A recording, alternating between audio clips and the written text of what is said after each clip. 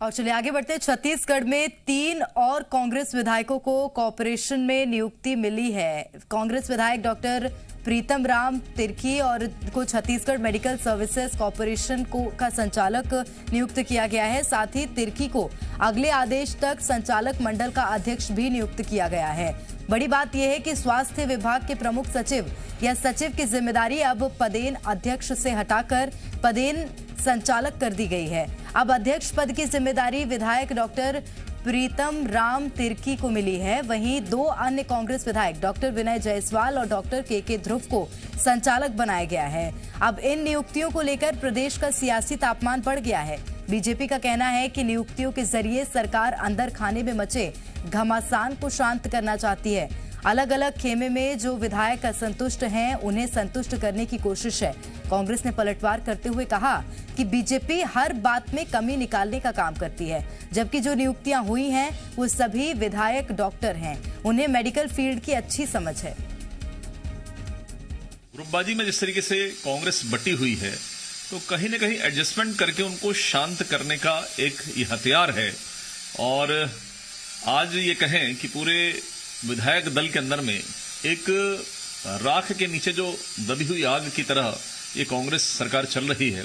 कभी भी वो आग बढ़ सकती है और केवल ये तात्कालिक रूप से इसको संतुष्ट करने का और लोगों के आक्रोश को कम करने के लिए इस तरह की 3 नियुक्तियां की गई हैं। तीनों विधायक पेशे से चिकित्सक हैं, चाहे वो डॉक्टर प्रीतम राम हो या विनय जायसवाल हो या के ध्रुव हो। तीनों ही अपने अपने क्षेत्र के विधा के बेहतरीन चिकित्सक हैं।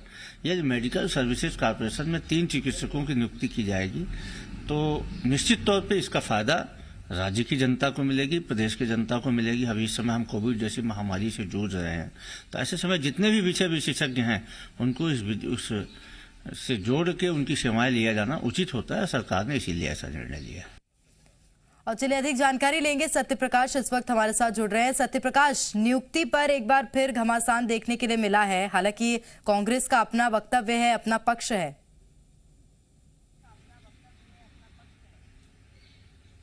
देखिए, पिछले दिनों की अगर हम बात करें, कुछ महीने बीत गए जब निगम मंडल आयोगों में नियुक्तियां होनी शुरू हुई थी और लगातार नियुक्तियां हुई थी। उस वक्त में भी बहुतायत में कांग्रेस पार्टी के विधायकों की नियुक्तियां जो हैं वो अलग अलग मंडल में, अलग अलग जो निगम है वहां पे की गई थी।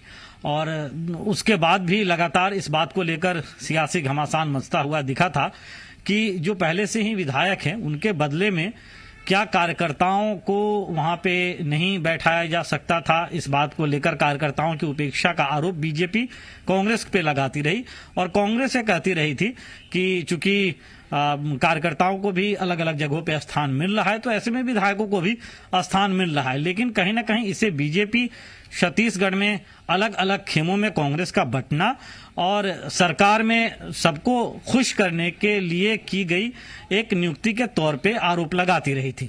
अब तब जबकि फिर से 3 विधायकों को जो मेडिकल सर्विसेज कॉर्पोरेशन है वहां पे नियुक्ति दी गई है। एक तो अध्यक्ष पद की नियुक्ति दी गई है, इसके साथ साथ 2 संचालक पद पे नियुक्ति दी गई है। डॉक्टर प्रीतम राम तिर्की जो हैं उन्हें अध्यक्ष बनाया गया है संचालक के साथ साथ। बाकी 2 विधायक डॉक्टर विनय जायसवाल और डॉक्टर के ध्रुव। हालांकि ये जरूर है कि तीनों के तीनों डॉक्टरी पेशा से जुड़े हुए हैं और उन्हें मेडिकल सर्विसेज कॉर्पोरेशन में जो है वो पद दिया गया है। लेकिन अब बड़ा सवाल ये उठ रहा है जो बीजेपी उठा रही है कि चूंकि पहले से पदेन अध्यक्ष प्रमुख सचिव या सचिव लेवल के अधिकारी हुआ करते थे तो उनके बजाय में अब राजनीतिक दल के नेता की, विधायक जो हैं कांग्रेस पार्टी के, उनकी नियुक्ति हुई है। और इसे लेकर कांग्रेस पे फिर से, सरकार पे फिर से बीजेपी हमलावर है कि कहीं ना कहीं जो खींचतान भीतर खान मची हुई है उसी को संतुष्ट करने के लिए, उसी को रोकने के लिए इस तरह की नियुक्तियां हुई है। हालांकि कांग्रेस पलटवार करते हुए अपने जवाब दे रही है। बिल्कुल, लेकिन एक और बात है सत्यप्रकाश, क्योंकि बीच में एक और अटकलें चल रही थी कि भूपेश कैबिनेट में थोड़ा बदलाव देखने के लिए मिलेगा। क्या वो बदलाव नहीं हो पाया, उसके चलते ये नियुक्ति हुई है? देखिए, बदलाव संभावित है। अभी भी इस बात से इनकार नहीं किया जा सकता कि बदलाव नहीं होगा। हाँ, ये जरूर है कि बदलाव में देरी राजनीतिक गलियारों में ऐसा माना जा रहा है कि हो रही है और इसकी अन्य वजह कई सारी हो सकती है, जिसमें सबसे बड़ी वजह राष्ट्रीय हाईकमान से अप्रूवल न मिलना, या हो सकता है कि उत्तर प्रदेश चुनावों के बाद कहीं इस दिशा में कांग्रेस पार्टी आगे बढ़े। तो अभी फिलहाल इस पे बिल्कुल बदलाव नहीं होगा ऐसा नहीं कहा जा सकता, लेकिन फिलहाल विराम लगता हुआ दिखाई दे रहा है। अब इसे उन नियुक्तियों से जोड़कर फिलहाल देखा नहीं जा सकता है, क्योंकि जो अभी मेडिकल सर्विसेज कॉर्पोरेशन में जिन्हें जिम्मेदारी दी गई है, ये मंत्रिमंडल बदलाव में भी संभावित सूची में हूं, ऐसा फिलहाल किसी भी तरह की चर्चा कोई पिछले दिनों से नहीं निकल के आ रही थी।